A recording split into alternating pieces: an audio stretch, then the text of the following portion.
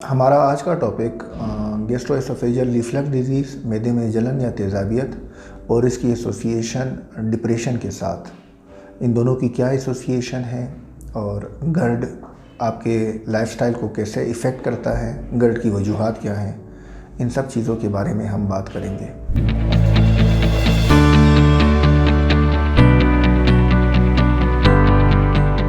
अस्सलाम वालेकुम, मेरा नाम डॉक्टर मसूद तरीन है।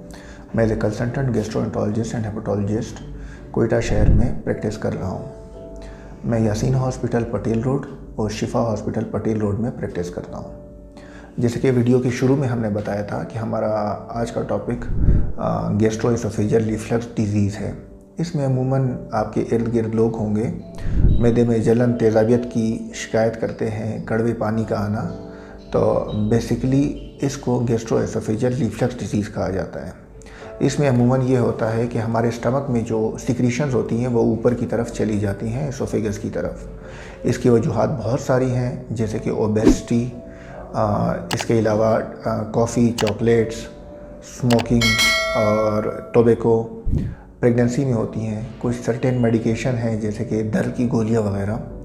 और इसके अलावा जो बहुत कॉमन है आजकल जो देखा जा रहा है, डिप्रेशन की वजह से भी पेशेंट इस तरह की कंप्लेन करते हैं। क्योंकि डिप्रेशन, एंजाइटी ये स्ट्रेस अल्सर कॉज करते हैं। स्ट्रेस अल्सर फिर बाद में गैस्ट्रोएसोफेजियल रिफ्लक्स डिजीज़ का वजूद बन जाता है।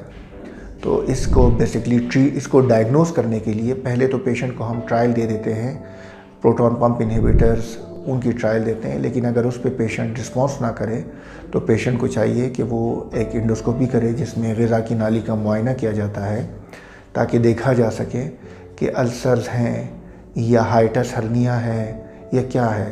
तो इसको देखने के लिए, डायग्नोसिस के लिए अपर जीआई एंडोस्कोपी एक बेहतरीन टूल है। और इसकी ट्रीटमेंट घर की होम रेमेडीज़ में आपको कुछ बता देता हूँ। एक तो ये है कि आप अपने खाने में पानी का इस्तेमाल ज़्यादा करें, मिर्च मसाले वाली चीज़ें ना लें, कुछ जो दर्द की गोलियां हैं डॉक्टर की प्रिस्क्रिप्शन के बगैर ना लें, स्मोकिंग अवॉइड करें, टोबैको ना लें और एक्सरसाइज करें, हेल्दी लाइफस्टाइल रखें, कोल्ड ड्रिंक्स वगैरह ना लें। शुक्रिया। आप मुझसे मरहम के ऐप के थ्रू ऑनलाइन और क्लिनिकल कंसल्ट कर सकते हैं किसी भी वक्त।